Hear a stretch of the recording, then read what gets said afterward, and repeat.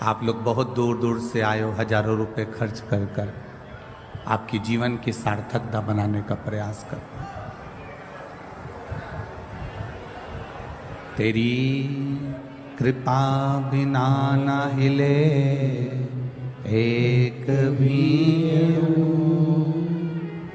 लेते श्वास तेरी कृपा से तनो तनो। बखान क्या करूं मैं राखों के ढेर का, चपटी भभूत में है खजाना कुबेर का। हे गंगाधार मुक्ति द्वार ओमकार तू भोले ओमकार तू। आयो शरण तिहारी शंभो तार तार तू।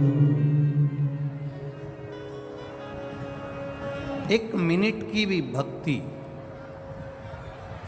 एक कदम भी हम देवादिदेव महादेव के सम्मुख से अगर निकल कर भी चले जाते हैं, शंकर भगवान की शरणागति को पाते हुए हम अगर उसके चरणों के सामने से निकल कर चले गए, उसके सम्मुख से निकल कर चले गए, तो भी शिव कथा कहती है वो करुणा कर देता है।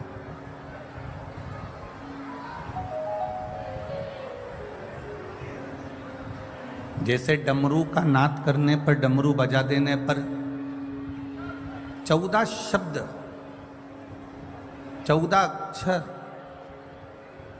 एक डमरू का नाद कर देने पर, डमरू बजा देने पर 14 अक्षर, 14 शब्द उस डमरू के एक बार बजने पर प्रकट हो जाते हैं।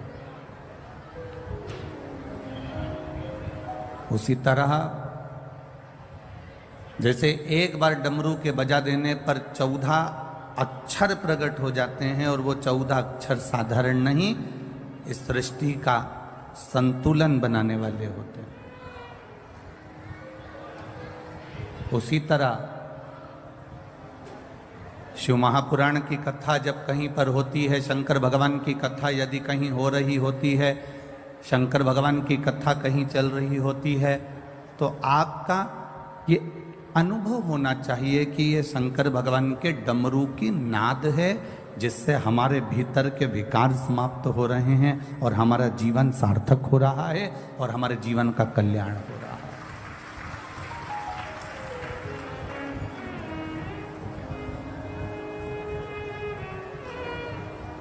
शंकर के मंदिर के सामने से भी निकल कर जा रहे हो, शिव जी के मंदिर के सम्मुख से भी निकल कर जा रहे हो, शिवालय के सामने से भी अगर आप निकल कर जा रहे हो, तो आपके जीवन की सार्थकता।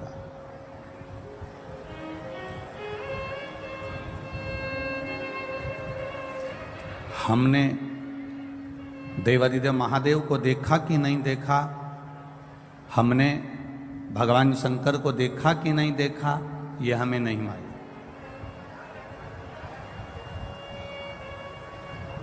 पर एक अनुभव अपनी जिंदगी में करिएगा, एक अंदाजा अपने जीवन में लगा कर रखिएगा। आप शिव जी को देखे कि ना देखे, हमने शंकर भगवान को देखा कि नहीं देखा, पर इतना जरूर है, जो शंकर भगवान के नाम का उच्चारण करता है, जो शिव जी के नाम को पुकारता है, या उसके दरवाजे के सामने से भी निकल कर चले जाता है, मेरा देवादिदेव महादेव एक बार उस पर अपनी कृपा की दृष्टि कर ही देता है। आप निकले उसके द्वार से, आप निकल कर अगर उसके दरवाजे के सामने से जा रहे हो, उसकी चौखट के सामने से जा रहे हो, उसके द्वार के सामने से जा रहे हो, तो वो कृपा करता जरूर है, वो दया अवश्य करेगा।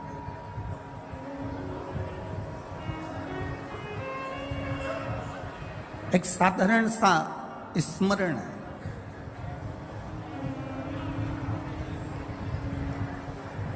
एक प्लास्टिक की थैली को जला कर देखना तो उसमें प्लास्टिक की गंध आएगी,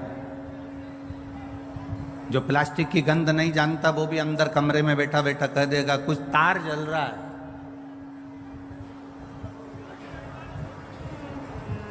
घर का एक साधारण से साधारण बच्चा भी कह देगा मम्मी कुछ जलने की बदबू आ रही है। एक लकड़ी जलती है तो उसकी गंध आती है कि कोई लकड़ी जला रहा है। एक कागज जलता है तो उसकी गंध आती है कि कोई कागज जला रहा है।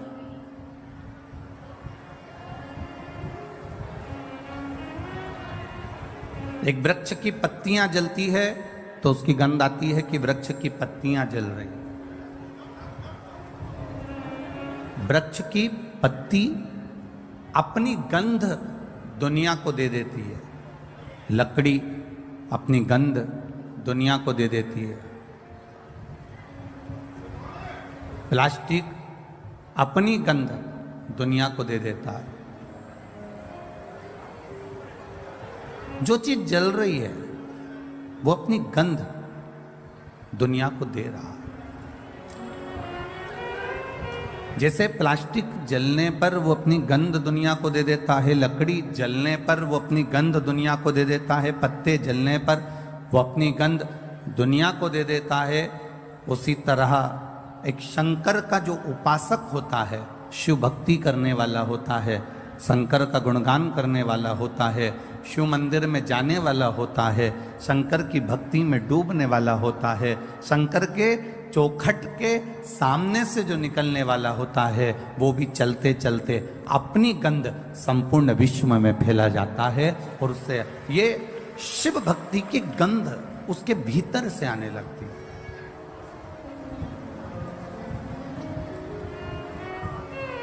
शिव महापुराण की कथा कहती है जरूरी नहीं कि आप मंदिर में जाएं तो दिया जलाएं, जरूरी नहीं कि आप मंदिर में जा रहे हैं तो एक लोटा जल चढ़ाएं, जरूरी नहीं कि आप मंदिर में जाएं तो बेलपत्र चढ़ाएं, जरूरी नहीं कि मंदिर में जाएं तो चावल का दाना चढ़ाएं, जरूरी नहीं कि मंदिर में जाएं तो आप पुष्प चढ़ाएं। शिव महापुराण की कथा ये भी कहती है कि जरूरी नहीं कि आप मंदिर में कुछ लेकर जाएंगे तो शंकर भगवान प्रसन्न होंगे। जरूरी ये है कि अगर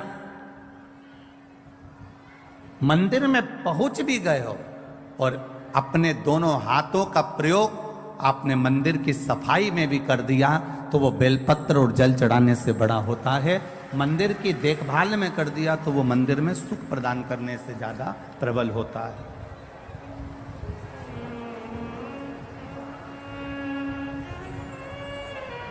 आप गए उसके दरवाजे पर, आप उसके चौखट पर गए, नहीं है आपके पास में एक लोटा जल, नहीं है आपके पास में एक बेलपत्र, नहीं है आपके पास में कोई सामग्री चढ़ाने की, तो भी आप देवादिदेव महादेव के मंदिर में अगर आपने केवल सफाई ही कर दी है उसमें भी सुख का अनुभव है महाराज।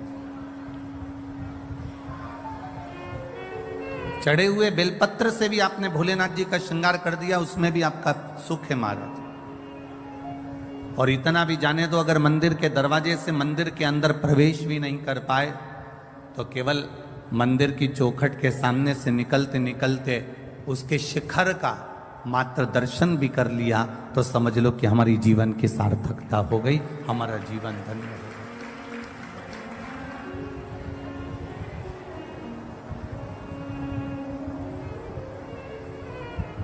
हमने उसको पा लिया। क्या है ये 24,000 श्लोक की जो शिव महापुराण की कथा है, इसमें क्या भरा पड़ा है ये तो आज तक किसी को भी नहीं मालूम पड़ा। वैज्ञानिक कहते हैं कि ये 24,000 श्लोक की शिव महापुराण में विज्ञान भरा पड़ा हुआ है। साइंस कहता है कि 24,000 श्लोक की शिव महापुराण में हमारा पूरा साइंस। भक्त कहते हैं शिव महापुराण की कथा में केवल भक्ति भरी पड़ी है। स्त्रियां कहती हैं शिव महापुराण की कथा में हमारा अखंड सौभाग्य भरा पड़ा है। कन्या कहती हैं इस शिव महापुराण की कथा में हमारा सुंदर वर भरा पड़ा है।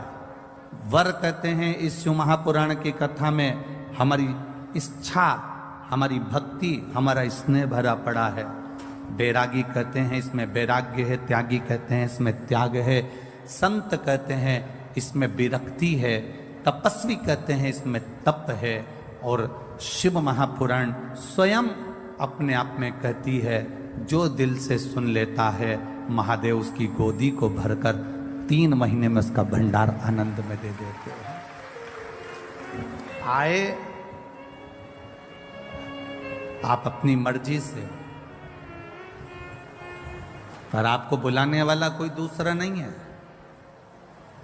अगर मैनपुरी की इस पावन प्रांगण में बनखंडेश्वर महादेव के मंदिर के प्रांगण में बैठकर अगर आप कथा का तत्व का श्रवण कर रहे हो, चौहान परिवार इस कथा का मुख्य यजमान पद ग्रहण कर अगर कथा करवा रहा है, तो ये आपकी एक सुखता, एक आनंदता।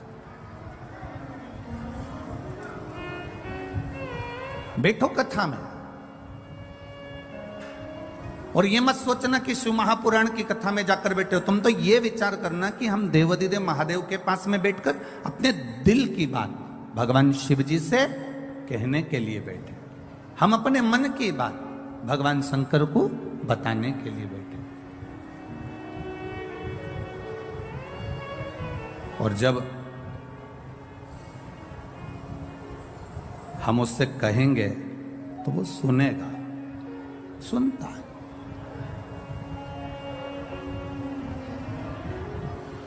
कोई कहे कि गुरुजी पहले दिन की कथा सुनना चाहिए कि दूसरे दिन की कथा सुनना चाहिए कि तीसरे दिन की कथा सुनना चाहिए कि चौथे दिन की कथा सुनना चाहिए, 5वें दिन की सुने, 6ठे दिन की सुने, 7वें दिन की सुने, सुने कब की?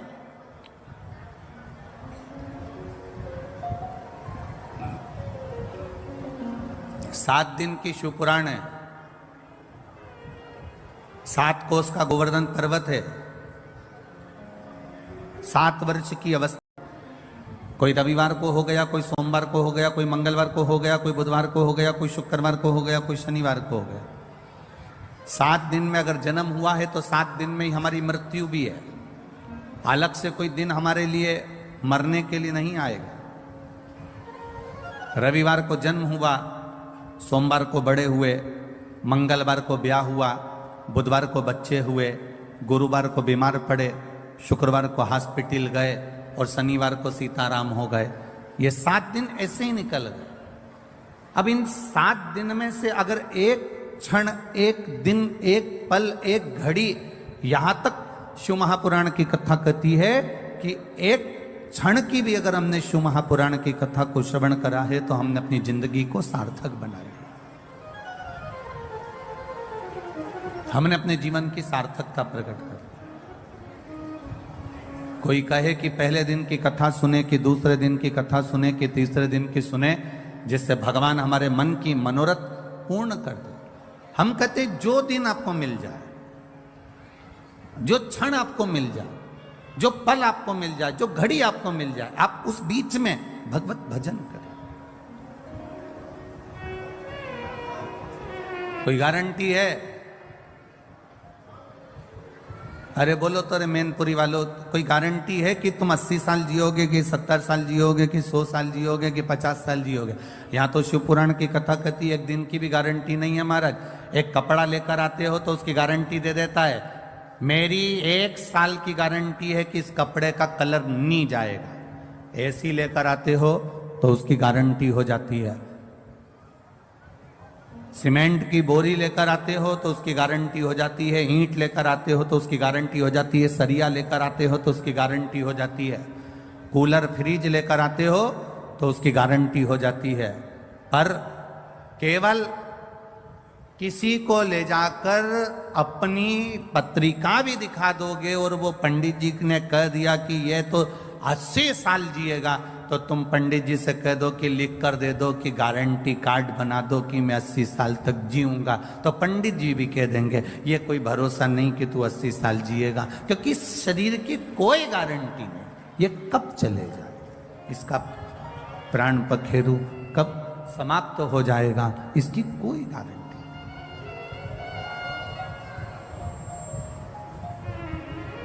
कब प्राण छूट जाएंगे, कब चले जाएगा, इसकी किसको गारंटी। पहला दिन मिले तो भी भजन करिए, दूसरा दिन मिले तो भी भजन करिए, तीसरा दिन मिले तो भी भजन करिए, चौथा दिन मिले तो भी भजन करो, पांचवा दिन मिल जाए तो भी भजन करो, छठा दिन मिल जाए तो भी करो। जो समय हमें मिल रहा है, जो पल हमें मिल रहा है, जो समय हमको प्राप्त हो रहा है, उसमें भगवान का भजन करिए।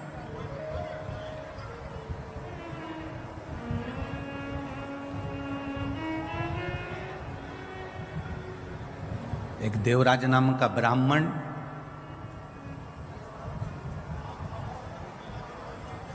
जिसने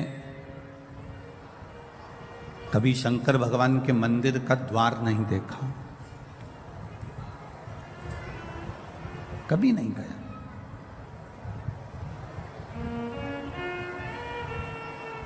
पहली बार चोरी का सामान लेकर शिव जी के मंदिर में पहुंचा, पहली बार। आप में से कई लोग ऐसे होंगे जो पहली बार शिव महापुराण की कथा में पहुंच रहे होंगे। अब एक अंदाजा लगाना कि वो तो चोर था, ब्राह्मण के घर में जन्म जरूर ले लिया था उसने, पर उसने चोरी का धन लेकर अपने पास में रखकर चोरी का सामान लेकर शंकर के मंदिर में पहुंचा था।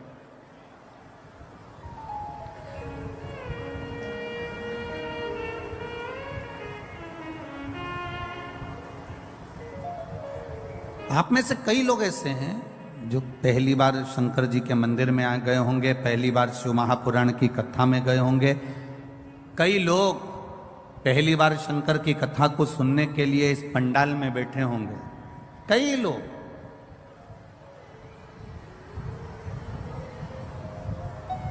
देवराज भी पहली बार भगवान शिव के द्वार पर गया, देवराज भी पहली बार भगवान शंकर के मंदिर गया, पहली बार। वो भी चोरी का धन था, शरीर में ताप था, बुखार आ रहा था, शरीर में कष्ट भरा हुआ था, शरीर में कष्ट हो रहा था, इसलिए वो शिव जी के मंदिर में जाकर थोड़ा सा उसको लगा कि मुझे ठंड लग रही है, मुझे बहुत तेज ताप हो रहा है, मुझे बहुत तेज बुखार हो रहा है। तो वो थोड़ा सा एक जगह जाकर छुप गया, मंदिर के अंदर उसने शरणागति ले ली।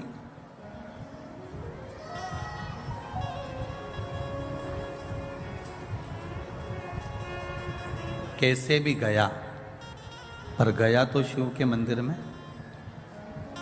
कैसे भी पहुंचा पर गया तो भगवान शंकर के मंदिर में। अधिक मास की कथा कहती है, आप लोगों ने श्रवण किया होगा। अधिक मास की कथा में वर्णन आता है राजा बलि का जो चरित्र है।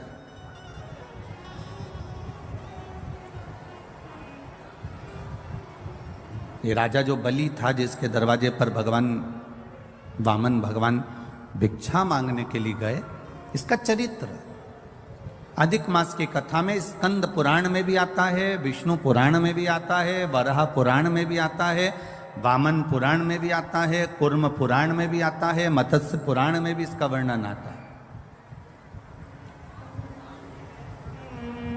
कौन था ये राजा बलि? क्यों इतना बड़ा दानवीर बन गया? क्यों भगवान को इसके दरवाजे पर भिक्षा मांगने जाना पड़ा?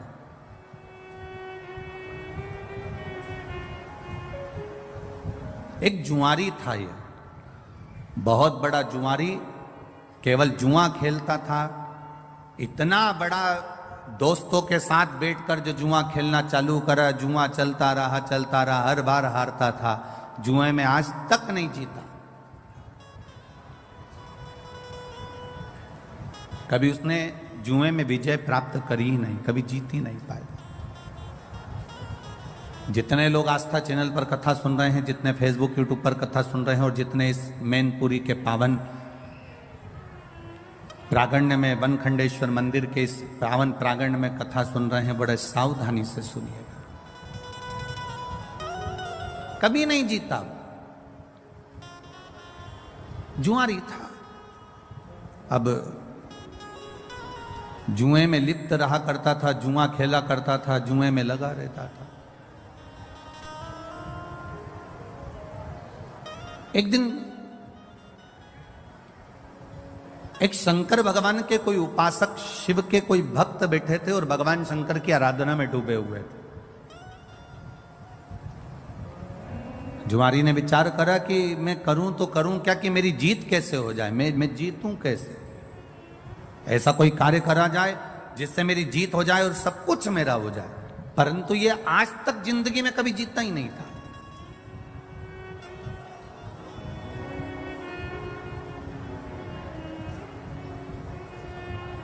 कभी कभी भगवान की ऐसी कृपा हो जाती है, प्रभु की ऐसी दया हो जाती है कि अगर किसी सेठ जी के यहाँ कोई द्वारपाल काम कर रहा है, कोई एक साधारण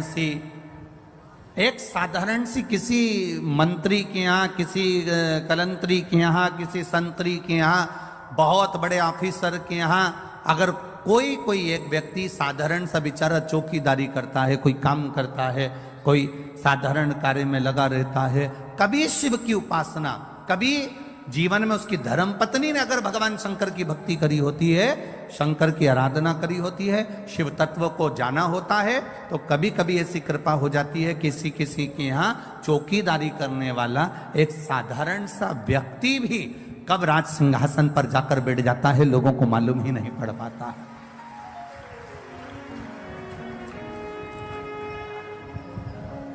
एक साधारण सा काम करने वाला व्यक्ति भी कब सिंहासन पर जाकर बैठ जाएगा किसी को नहीं मालूम। ये उस शिव की कृपा होती, ये देवादिदेव महादेव की करुणा है, ये उनकी दया है, ये उनकी उदारता। अब जुआरी ने विचार करा कि मेरे पास में मैं बार बार हारता हूं। आज तक जुआरी जीता ही नहीं था, आज तक नहीं जीता।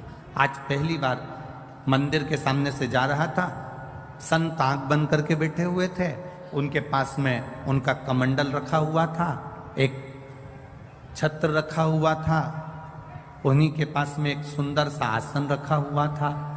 अब जुआरी ने विचार करा कि संत नेत्र बंद करके बैठे हैं, क्यों ना इनका सामान चुरा लिया जाए,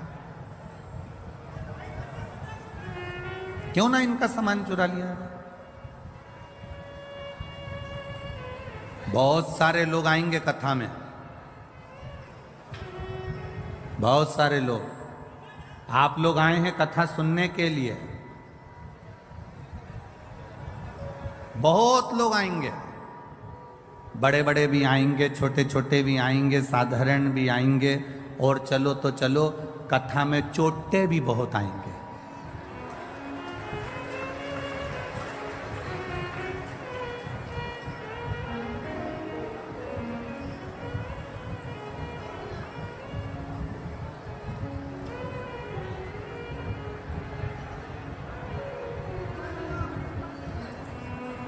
दो लोग बहुत जल्दी गायब होते हैं महाराज। अगर मैनपुरी वाले सब बात अच्छे से संभाल ले तो हमारा मन है कि मैनपुरी में कथा जरा जोरदार आनंद से करी जाए। हो संभाल लोगे तो बोलने में पीछे नहीं हटेंगे, ठीक है, पक्का? बस तो दो लोग बहुत जल्दी गायब होते हैं, वोट लेके नेता और चैन लेके चोर,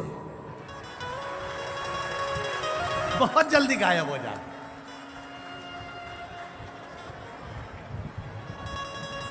अब मिलेगी क्या?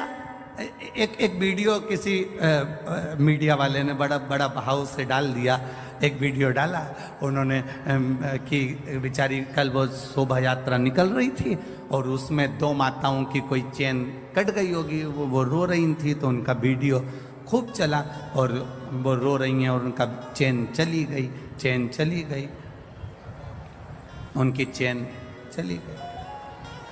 अब इतनी आप लोग टीवी पर कथा सुनते हो, इतनी बार आप कथा में जाते हो, हमने हर बार टीवी पर कथा में कहा, बोला कि नहीं बोला? ईमानदारी से बोलो रिजीजियो, क्या बोला था? सोने की कोई रकम लेकर कथा में मत जाओ, कीमती सामान लेकर कथा में मत जाओ, अपना कोई सामान लेकर कथा में मत जाओ, केवल अगर लेकर जाना तो 2 पानी की बोतल लेकर जाओ और अपने बैठने के लिए अपने को कोई दवाई वगैरह, वैसे तो शिव महापुराण में किसी चीज की जरूरत नहीं पड़ेगी, ये विश्वास रखिए देवादिदेव महादेव से। पानी की 2 बोतल साथ में लेकर जाओ और बन सके तुम्हारे घर में अगर रोटी थोड़ी 2-4 ज्यादा बना लो। तो तुम जहां बैठकर कथा सुनती हो, अपनी पड़ोसन के लिए, कोई बाहर से कथा सुनने के लिए आया है, उसके लिए 4 रोटी अचार ऐसा बांध कर लेकर आओ और उसका मुंह झूठा करा कर जाओ। इतना जरूर हम शिव पुराण में कर।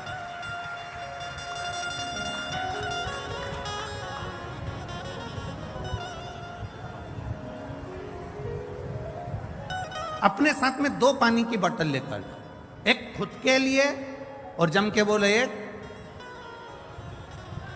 अड़ोसी पड़ोसी और पीछे वाला धड़ोसी, तो उसके एक पानी की बोतल जरूर लेकर।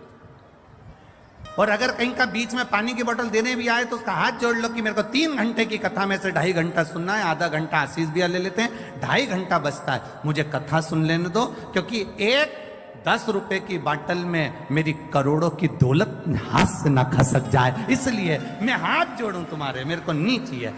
आप अपनी पानी की बोतल अपने पास रखो, मुझे तो केवल कथा के लिए जोरदार ताली बजाएं जो गाजियाबाद से आई है।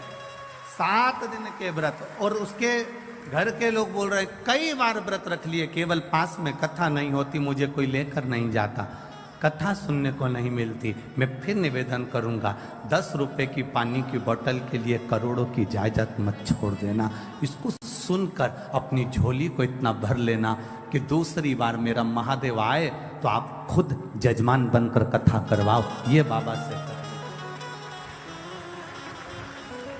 खाली ना जाता कोई दर से तुम्हारे,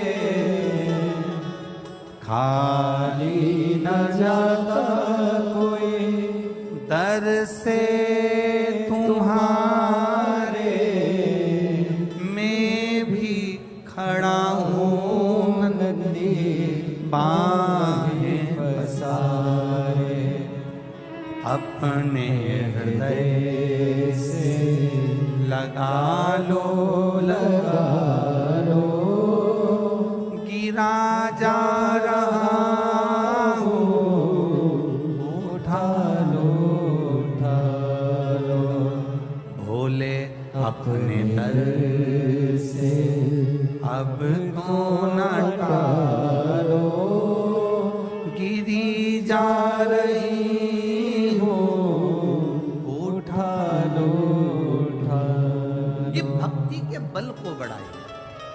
और जिस दिन आपके भक्ति के बल को आप बढ़ा लेंगे, उस दिन शिव की कृपा अपने आप हो जाएगी। चोर चोरी करा, धन लेकर शिवजी के मंदिर से बैठे हुए संत के पास का ही सामान चुरा कर ले गए। जुआरी था,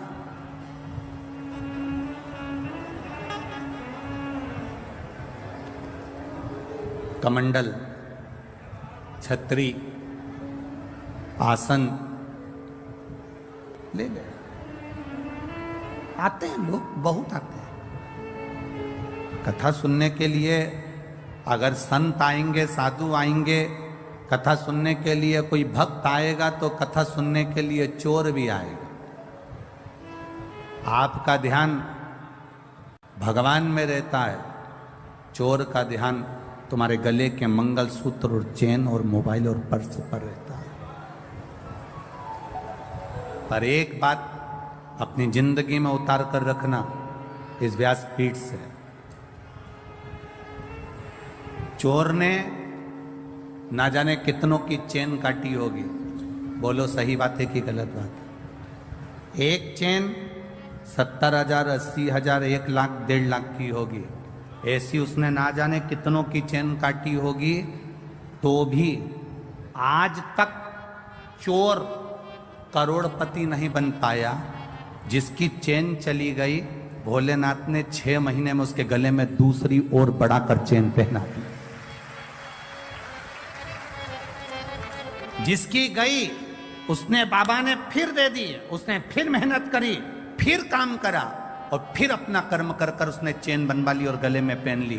पर चोटा अभी तक भी चोटा की चोटा ही रिया, वो चोटा आज तक ठीक नहीं।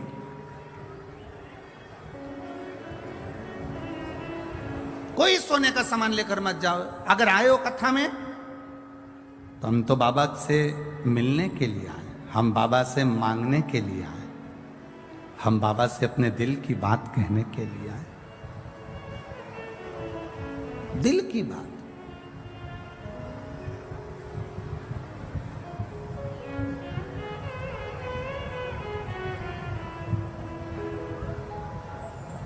कितना कितना चलता है कि साहब वो हमने पहले सुना है, स्मरण में तो नहीं है, कि लाल कलर का परमिट बनवा लो तो ये मिलता है, पीले कलर का परमिट जानते हो, पीले कलर का एक कार्ड बनवा लो तो उससे ये मिल जाता है, लाल कलर का बनवा लो तो ये मिलता है, गुलाबी कलर का परमिट बनवा लो तो ये मिलता है, शक्कर मिल जाती है, चावल मिल जाता है, बीमारी का पैसा मिल जाता है, ये मिल जाता है, वो मिल जाता है।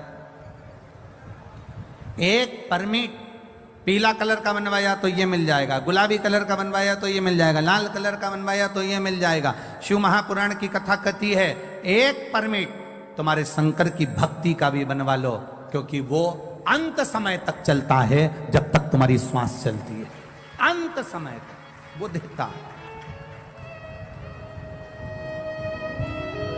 एक जुआरी गया और एक संत का एक ब्राह्मण का आसन कमंडल छतरी लेकर आ गया, और उसने वो लेकर आया और अपने दोस्तों से कहा कि चलो जुआ खेलते हैं। जुआरी ने, दोस्तों ने कहा तेरे पास लगाने के लिए क्या है? उसने कहा मेरे पास छतरी है, उसने कहा मेरे पास कमंडल है, उसने कहा मेरे पास में ये आसन है।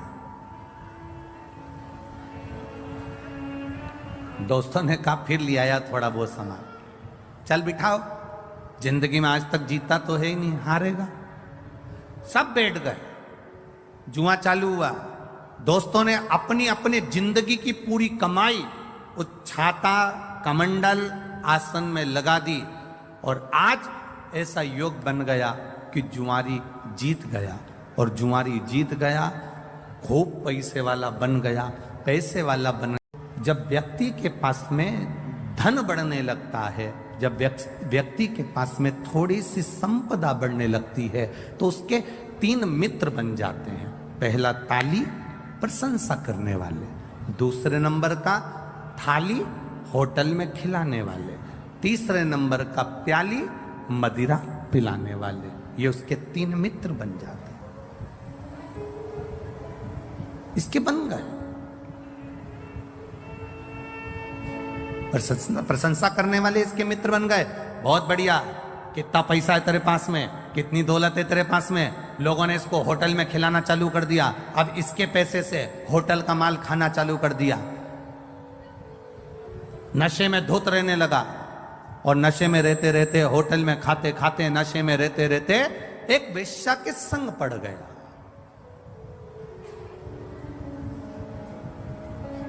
और एक वेश्या के संग जब पड़ा, वेश्या ने इसके धन को पूरा जीन लिया, वेश्या ने पूरे धन को उसका ले लिया। अब वेश्या ने एक दिन उससे कहा, कल तुम आना तो मेरे लिए गजरा, बेणी और बीड़ा, पान खाने का तांबुल लेकर आना।